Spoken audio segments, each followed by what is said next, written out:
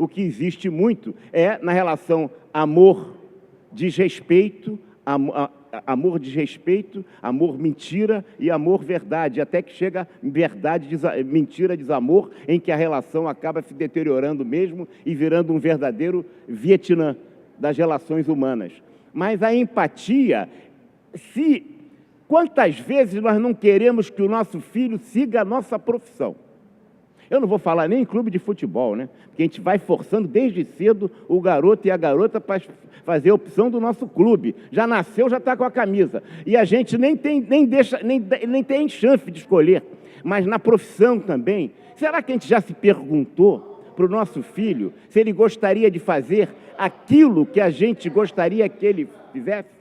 Isso me faz pensar na empatia, na condição de se colocar na posição do outro. E já que arrancaram o olho do Gloucester, os olhos do Gloucester, né? Eu lembraria aqui uma música antiga da Maria Bethânia, que ela dizia assim: eu arrancarei os teus olhos, e tu arrancarás os olhos meus, e eu colocarei os teus olhos no lugar dos olhos meus, e tu colocarás os meus olhos no lugar dos olhos meus, e eu passarei a ver pelos teus olhos, e tu passarás a ver pelos olhos meus. Quer dizer, essa capacidade de se colocar na posição do outro e ver com os olhos do outro, e não como você veria se estivesse naquele lugar. Isso determina muito a diferença na realidade do cotidiano, na família, mas também, no nosso caso, em particular, no mundo das organizações. Será que eu me coloco na posição do outro e vejo como ele vê, não como eu veria se fosse ele? Certamente, o rei Lear não fez isso. Certamente, muitas vezes, nós, como gerentes, como dirigentes de organização, como supervisores, também não fazemos isso. Muitas vezes também nem como consultores. Nós não estamos percebendo a necessidade sentida do cliente, mas estamos percebendo muito mais a nossa necessidade de trazer, como técnico, como especialista, a verdade da nossa técnica, do nosso conhecimento e da nossa verdade, querendo impor àquela pessoa, àquele cliente, àquele circunstante, a verdade, a realidade que nós temos. E isso muda profundamente e altera esse processo. Então, o outro aspecto que eu gostaria de analisar rapidamente aqui com vocês é também a ideia da hipocrisia, que desde o início da peça perpassa todo o comportamento dos personagens, né? A hipocrisia, já na época de Shakespeare, no reino de Rei Lear, em 1606, já era um vício. E hoje, esse vício é o vício da moda. E o vício da moda acaba virando virtude. Em verdade, né, a hipocrisia, por ter virado virtude, acaba sendo valorizada demais, né? E na política, na vida humana, na política, nas relações humanas em geral, nas relações sociais, a gente não pode também querer colocar na política todas as dificuldades que a gente acha que tem, porque a política é reflexo também do comportamento que temos, né? Ninguém exerce a cidadania sem exercer um papel político, quando participamos ou quando nos omitimos em relação aos fatos que nos envolvem. Essa é uma questão que se coloca muito para a nossa profissão e está sendo debatido nesses 2 dias e será amanhã. Qual é o papel da nossa profissão na implementação dos 10 itens do Pacto Global? Né? Qual é a responsabilidade que a nossa profissão tem, efetivamente, nessa efetivação? E esse não é um papel apenas técnico, esse é um papel de ação política da nossa profissão. Política de cidadania, mas certamente o é. A hipocrisia é o vício da moda, mas isso me faz lembrar essa correlação também da hipocrisia a que Machado de Assis se referia com o cinismo. O cinismo, dizia o Machado de Assis, né? O cinismo, e me faltou agora, me deu um branco, sério. O cinismo é a sinceridade do canalha. Não é certo? E aí você vê, nós vemos nas relações permanentes na peça, mas também vimos no cotidiano de nossa existência, permanentemente, a relação hipocrisia e cinismo. Será que isso é diferente da nossa realidade social? Ou isso foi só próprio do Rei Lear? Nas nossas organizações, nos praticamos assim? Pior ainda, será que fazemos isso na nossa família? Né? Algo de família, situações circunstanciais, a gente não pensa, a gente sempre se coloca em relação aos outros, a gente nunca se coloca em relação a si próprio. Será que nós gostaríamos de ter como gerentes o gerente que nós somos para os nossos filhos? Gostaríamos que a nossa filha fosse gerenciada pelo gerente que eu sou? A gente sempre se coloca fora, colocando o problema no outro, né? Essa é a pior dificuldade, porque muitas vezes marcamos o preconceito. E a pior coisa que o preconceito pode fazer com uma pessoa é fazê-la ser exatamente igual àquilo que o preconceito diz que ela é.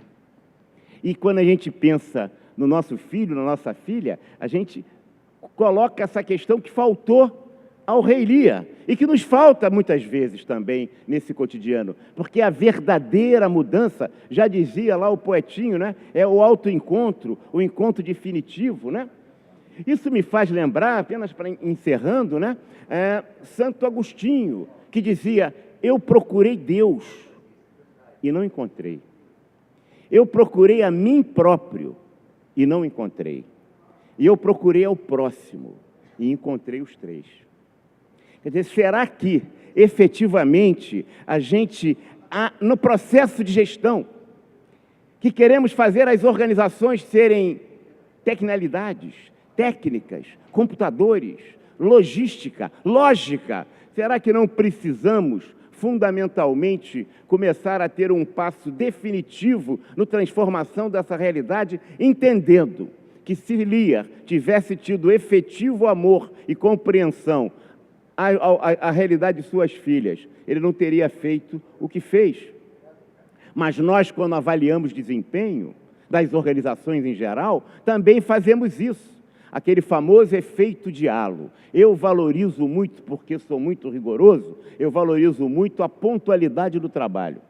Se ele é muito pontual, aí eu vejo se ele é assíduo. É assíduo, ele está todo dia no trabalho. Ah, sim, se ele é pontual e ele é assíduo, é porque ele deve trabalhar muito. Se ele trabalha muito, ele tem bom resultado. Se ele tem bom resultado, ele é bom funcionário. E eu vou promover quem? Ele que é pontual e assíduo, que às vezes, muitas vezes, é apenas pontual e assíduo, para nada fazer no trabalho.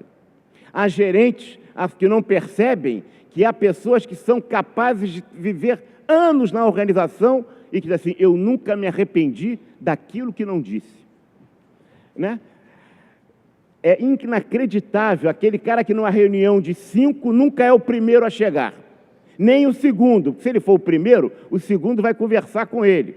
O terceiro, ele não, de jeito, o segundo começa a brigar com o segundo,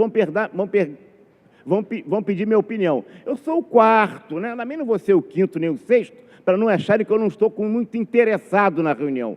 E aí eu fico prestando atenção em que cada um está dizendo. Ah, mas de repente eu me pergunto: o que você achou disso? Aí eu repito tudo que um disse, repito o que o outro disse, repito o que o outro disse, repito o que o outro disse, aí um toma a minha palavra e eu não disse nada e muito menos falei qualquer coisa. Os outros é que disseram. Ah, e quando eu não tenho mais jeito, eu digo, não tenho dúvida, precisamos criar uma comissão, ou esse problema é muito complicado, vamos estudar um pouco, né, com um grupo de trabalho. Ora, às vezes essas pessoas são promovidas, e não pensam que é no serviço público só não, hein? Empresa privada. O cara é promovido porque nunca se arrependeu do que não disse.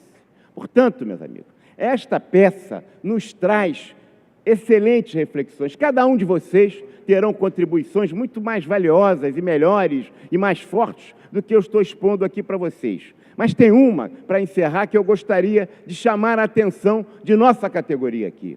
É preciso que a gente valorize os verdadeiros livros de administração. Né? Não façam como o MEC, que agora, nas faculdades, eu sei que não é só no curso de administração, os livros que tiverem menos de 5 anos, os livros que tiverem mais de 5 anos, a biblioteca não é bem avaliada, não é isso? né? Os livros têm que ter menos de 5 anos. Claro que é muito bom que se escreva e que se tenha novos livros, que continuem fazendo muitos livros, tem muitos livros bons novos.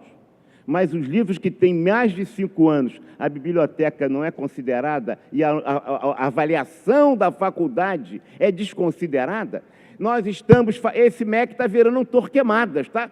Igualzinho à Biblioteca de Alexandria. Se os livros falam bem do Corão, não presta, pode queimar. Se o livro falam mal, também não presta, pode jogar fora e pode queimar. É exatamente o que está acontecendo. A administração será exatamente assim, se a gente não considerar os clássicos de administração, se a gente não considerar as efetivas contribuições do pensamento original, mesmo e contextualizado ao seu tempo, mas também a produção científica, evidentemente, nova e produzido dos autores brasileiros. É preciso pensar o B de Brasil. Nenhuma sociedade avança se não for no campo da administração e no campo da educação. Nenhuma sociedade avança se não for a gestão fundamentalmente centrada no desenvolvimento do país. Podemos até dizer que o índice de fortalecimento na gestão de empresas públicas e privadas é mais importante até do que o índice per capita ou o produto bruto. Todos os países desenvolvidos focam em educação e competência gerencial. E, evidentemente, eu não estou desconsiderando a tecnologia, nem as ciências tecnológicas em geral. Eu estou dizendo que ciência social aplicada é fundamental. A nossa profissão não vai ser nada se nós, professores de administração, continuarmos na maior cara de pau, dizendo que livro de administração é livrinho de autoajuda. 7 hábitos do monge competente, não é assim? O negócio é parecido com esse? Né? Como fazer amigos e influenciar pessoas. Aonde que inventaram isso como base científica? O monge e o executivo. Então é preciso que esses livros de autoajuda, que são muito bons para quem precisa, mas também para conversar no ombro de um amigo também, com o padre, com o pastor, com o chefe, né? Com o pai de santo, tudo isso ajuda. Até livro de autoajuda, onde os caras repetem uma porção de lugares comuns, sem nenhuma base científica, sem nenhuma pesquisa. E a gente compra e divulga isso. Que base? Para se botar um remédio, um produto, alguma coisa, né? Aquilo passa por diversos estágios de validação. Para se jogar uma teoria de administração, que a gente aceita isso direto, tem sido de qualquer maneira.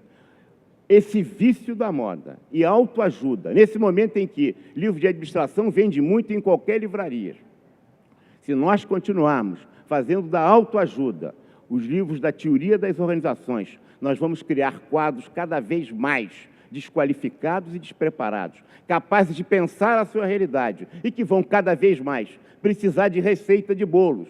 E a receita de bolo, efetivamente, não vai funcionar no mundo das organizações, porque muda as circunstâncias, né? Como dizia Ortega y Gasset, sou eu e minhas circunstâncias. Mudam as circunstâncias, o Titanic afunda. Né? Muda as circunstâncias, o dinossauro desaparece. Muda as circunstâncias, aquela técnica, aquele valorzinho, aquela recomendação do livrinho de nada vale. Portanto, conclamando os colegas a isso, nós queremos dizer que temos um programa com o Instituto Chiquinha Gonzaga na área do teatro, mas também fazemos uma série de filmes, sempre filmes clássicos ou filmes modernos, para a gente discutir as categorias de administração, para que a gente entenda que quando o administrador vai ao teatro, vai ao cinema, vai a um recital, ele precisa fazer as ilações, as inferências, as conclusões, até as discordâncias daquilo que está sendo dito pela produção cultural, ao contexto da sua realidade. Porque ao fazer assim, ele já não está repetindo aquilo que leu, mas ele está começando a pensar, a refletir sobre a realidade. Ele está começando a fazer do seu trabalho um compromisso intelectual. E o intelectual é aquele que pensa a sua realidade no sentido de transformá-lo. Muito obrigado.